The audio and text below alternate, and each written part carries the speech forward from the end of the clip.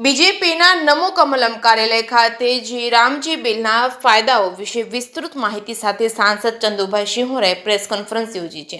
સુરેન્દ્રનગર ભાજપના નમો કમલમ કાર્યાલય ખાતે જે રામજી યોજના અંગે જનજાગૃતિ લાવવા એક મહત્વપૂર્ણ પ્રેસ કોન્ફરન્સ યોજાઈ હતી। આ કાર્યક્રમ સુરેન્દ્રનગરના લોકસભાના સાંસદ ચંદુભાઈ શિહોરાની અધ્યક્ષતામાં યોજાયો હતો। કાર્યક્રમનો મુખ્ય ઉદ્દેશ સરકારી યોજનાઓની માહિતી છેવાડાના માનવી સુધી પહોંચાડવાનો અને જે રામજી બિલના ફાયદો અંગે વિસ્તૃત સમજ આપવાનો છે। સાંસદ ચંદુભાઈ શિહોરાએ જણાવ્યું હતું કે જે રામજી યોજના એ મનરેગાની આધુનિક અને વિસ્તૃત આવૃત્તિ છે, જેનો મુખ્ય હેતુ ગ્રામ્ય વિસ્તારોમાં થતી કામગીરીઓમાં પારદર્શિતા લાવવાનો છે। હવે તમામ કામગીરી ડિજિટલ માધ્યમથી ગ્રામ પંચાયત દ્વારા કરવામાં આવશે, જેના કારણે વચેટિયાઓની ભૂમિકા ઓછી થશે, ભ્રષ્ટાચાર પર અસરકારક રીતે નિયંત્રણ લાવી શકાશે।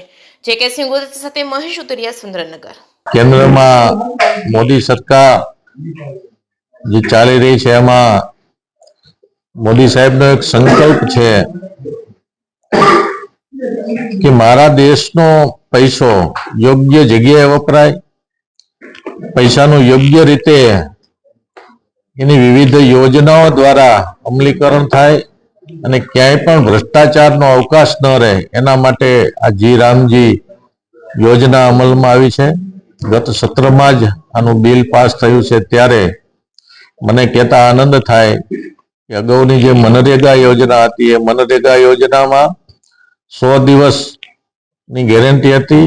આ જી રામજીની યોજનામાં 125 દિવસની ગેરંટી આપવામાં આવી છે અને ગ્રામ પંચાયત દ્વારા જ એના પ્લાન નકશાઓ બનાવવામાં આવશે। ગ્રામ પંચાયત આ યોજનાઓ બનાવશે અને આ યોજનાઓ દ્વારા જે જોબ કાર્ડ બનાવવાના છે ગ્રામ પંચાયતે બનાવવાના છે। યોજનાઓનું જ્યારે કામ ચાલુ થાય ત્યારે દરરોજની ડિજિટલ હાજરી, એમાં રોજે રોજ કેટલા મજૂરો કામ કરી રહ્યા છે એની ડિજિટલ હાજરી પૂરવામાં આવશે, જેથી કરીને રોજે રોજના મજૂરોમાં પણ ક્યાંય પહેલા અગાઉ ગોટાળા થતા આટલા મજૂર છે આટલા નથી, પણ હવે રોજે રોજના મજૂર આટલા જ આવે છે એની પણ ચોક્કસ માહિતી સરકારને મળશે। સાથે સાથે આ યોજનામાં એક વિશેષતા એ પણ છે કે આપણો દેશ ખેતી પ્રધાન દેશ છે, તો ખેડૂતોને એમની સિઝન દરમિયાન મજૂરોની ઘટ ન પડે એનું પણ ધ્યાન રાખવામાં આવ્યું છે। ખેડૂતોને પણ પોતાના ગામમાંથી પૂરતા મજૂરો મળી રહે એ માટે ખેડૂતોની ખેતી સિઝન દરમિયાન આ યોજનાના કામો ન કરવા, ઓફ સિઝન હોય ત્યારે આ યોજનાના કામો કરવા, એટલે ખેડૂતો માટે પણ આ યોજના વધારે ઉપયોગી છે અને મજૂરોને પણ પૂરતી રોજગારી મળી રહે એની પણ તકેદારી રાખવામાં આવી છે।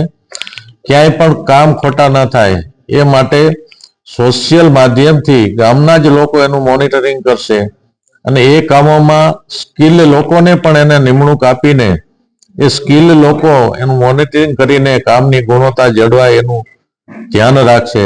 ત્યારે આ જી રામજી યોજના આપણા દેશના તમામે તમામ લોકોને નજરમાં રાખી અને બનાવવામાં આવી છે અને આ યોજના દ્વારા ખરેખર ગામડાનો સર્વાંગી વિકાસ થાય એવો આનો ઉદ્દેશ છે।